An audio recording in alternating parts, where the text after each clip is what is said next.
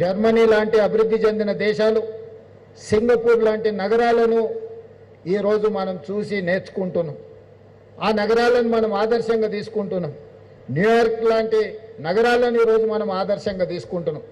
ఏ నగరాలనైతే మనం ఆదర్శంగా తీసుకుంటున్నామో ఆ నగరాలతోని పోటీ పడే విధంగా మరొక సింగపూర్, మరొక న్యూయార్క్, టోక్యో నగరాల్లో ఈరోజు ఇక్కడ ఈ మహేశ్వరం, ఇబ్రహీంపట్నం ప్రాంతంలో భారత్ ఫ్యూచర్ సిటీ పేరు మీద భవిష్యత్ తరాలకు అందించాలన్న ఆలోచన. ఎవరైతే మనకు ఆదర్శమో వాళ్ళతోనే పోటీ పడాలనేది మన ప్రభుత్వం యొక్క విధానము. వాళ్ళతో పోటీ పడే విధంగా ఈ నగరాన్ని అభివృద్ధి చేయాలని రాష్ట్ర ప్రభుత్వం నిర్ణయం తీసుకున్నది. అందుకే ఈనాడు ఒకటొకటిగా రోడ్లకు సంబంధించి కావచ్చు, ఫ్యూచర్ సిటీ కార్యాలయం కావచ్చు, స్కిల్స్ యూనివర్సిటీ కావచ్చు, ఈరోజు ఫ్యూచర్ సిటీ కమిషనరేట్ కావచ్చు, ఈరోజు ఈ ప్రాంతాన్ని భవిష్యత్తులో ఒక అభివృద్ధి చెందిన నగరంగా తీర్చిదిద్దాలి అని అంటే నిరుద్యోగ యువకులకు శిక్షణ, సాంకేతిక శిక్షణను అందించాలి, స్కిల్ డెవలప్ చేయాలి. ఈ స్కిల్ ద్వారా నిరుద్యోగ యువకులకు ఉద్యోగ ఉపాధి అవకాశాలను కల్పించాలి అని ఆ స్కిల్స్ యూనివర్సిటీని ఈరోజు 60 ఎకరాలలో మనం ఇక్కడ కట్టుకుంటున్నాం.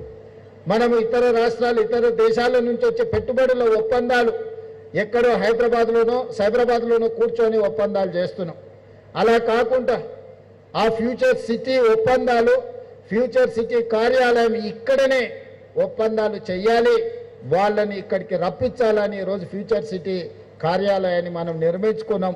తొందరలోనే అధికారులు ఆ ప్రారంభోత్సవ కార్యక్రమాన్ని కూడా మే నెలలో జూన్ 2 లోపలనే అది ప్రారంభించుకునే కార్యక్రమాన్ని మన అధికారులు వేగంగా పూర్తి చేస్తున్నారు.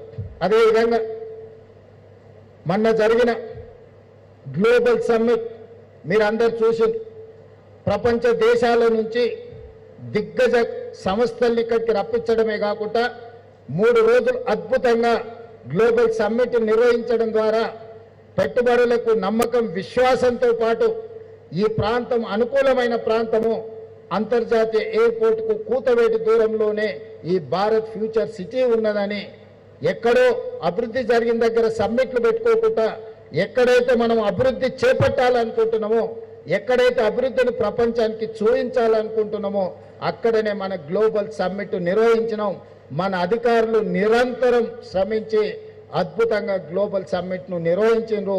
ఈరోజు ప్రపంచానికి మన పట్ల విశ్వాసం, నమ్మకం కలిగింది. రాష్ట్రానికి పెట్టుబడులు రాబోతున్నాయి.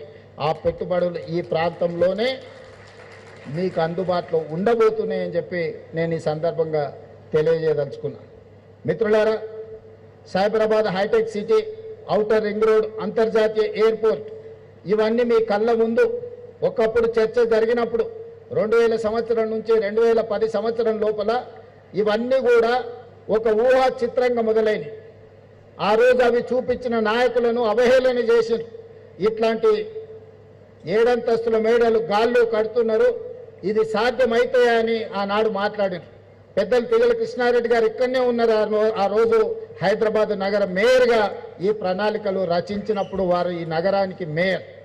ఆ రోజు ఇవన్నీ చూపించినప్పుడు, ఇవన్నీ చర్చ జరిగినప్పుడు ఆనాటి ప్రజాప్రతినిధులను అవహేళన చేసిండ్రు, ఇది సాధ్యమయమైన విషయమేనా అని. కానీ ఈరోజు నిజమైంది. ఈ దేశంలోనే 160 కిలోమీటర్ల 500 ఫీట్లు ఉండే ఔటర్ రింగ్ రోడ్డు ఏ నగరానికి లేదు.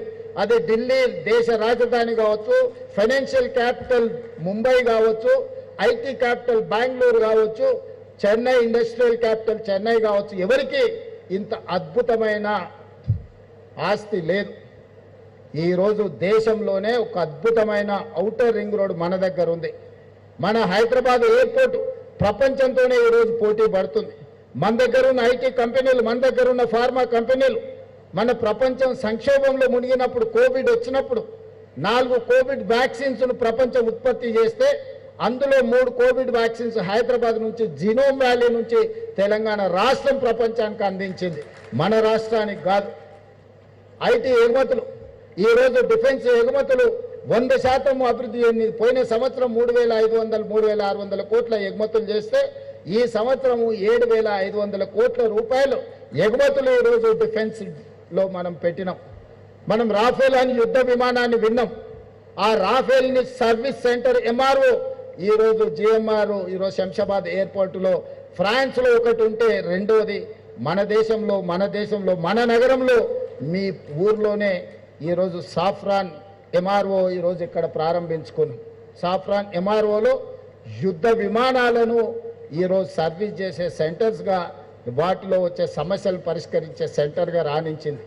ఇట్లా చెప్పుకుంటూ వెళ్తే ఈ సక్సెస్ స్టోరీస్ ఆనాడు భూసేకరణకు ప్రయత్నం చేసినప్పుడు స్థానిక సమస్యలు వచ్చినప్పుడు ఆనాటి మంత్రివర్యులు దేవేందర్ గౌడ్ గారు కూర్చొని గ్రామాలలో సర్ది కట్టుకొని పోయి కూర్చొని గ్రామాలలో ఉన్న పెద్ద మనుషులను పిలిచి కూర్చోబెట్టి మాట్లాడి మన రంగారెడ్డి జిల్లాలో తాగనీకి నీళ్లు లేవు, పిల్లని ఇచ్చేటోడు లేడు, మన దిక్కు మళ్ళీ చూసేటోడు లేడు, ఈ అభివృద్ధి వస్తేనే మన జిల్లా బాగుపడుతుందని ఆ రోజు నిరంతరం దేవేందర్ గౌడ్ గారు కృషి చేయబట్టి ఈ ప్రాంతానికి ఇంత అభివృద్ధి వచ్చింది. నేను ఎందుకు వారిని ఈరోజు గుర్తు చేస్తున్నా అంటే ఈనాడు ఈ ఫ్యూచర్ సిటీలో కూడా కొంతమంది రైతులకు బాధనో లేకపోతే నష్టపరిహారం రాలేదనో లేకపోతే కష్టమో కొంత నిష్ఠూర్కమో ఉన్నది. ఈ వేదిక మీద ఉన్న ప్రజాప్రతినిధులు బాధ్యత తీసుకొని ఈ పనులను చేస్తే చరిత్రలో మీరు మిగిలిపోతారు. వాళ్ళని ఆదుకుందాం, వాళ్ళకి నష్టం చేయాలనేది ఈ ప్రభుత్వానికి ఎక్కడ ఆలోచన లేదు. వాళ్ళకి సరైన సముచితమైన విధంగా వాళ్ళని ఏ విధంగా ఆదుకోవాలనో ప్రభుత్వం ఆదుకుంటుంది. మిత్రులు శ్రీధర్ బాబు గారు మీకు ఎప్పుడు అందుబాటులో ఉంటారు. అధికారులకు ప్రజాప్రతినిధులకు నా సూచన, వాళ్ళందరినీ కూడా ఒప్పించి లీగల్ లిటిగేషన్స్ లేకుండా నేను కూడా రైతులకి ప్రాంత ప్రజలకు విజ్ఞప్తి చేస్తున్నా. చట్టపరంగా నోటిఫికేషన్లు ఇవ్వడం లీగల్ ప్రాసెస్ అంతా కంప్లీట్ అయిపోయింది. ఈ రోజు కాకపోతే రేపైనా మన భూమి ప్రభుత్వానికి బదిలీ అవుతుంది. అది ఆగే అవకాశం లేదు. తాత్కాలికంగా వాయిదా పడవచ్చు. వాయిదా పడడం వల్ల ఆనాడు మీరు భూమి ఇస్తే అదే పైసలు తీసుకుంటే కల్వకుర్తిలో అవతలికి పోతే మీకు సేమ్ ఇక్కడున్న భూమి కంటే 2 అంతలు వచ్చేది. ఇప్పుడు ఆడ కూడా భూముల ధరలు పెరిగినాయి.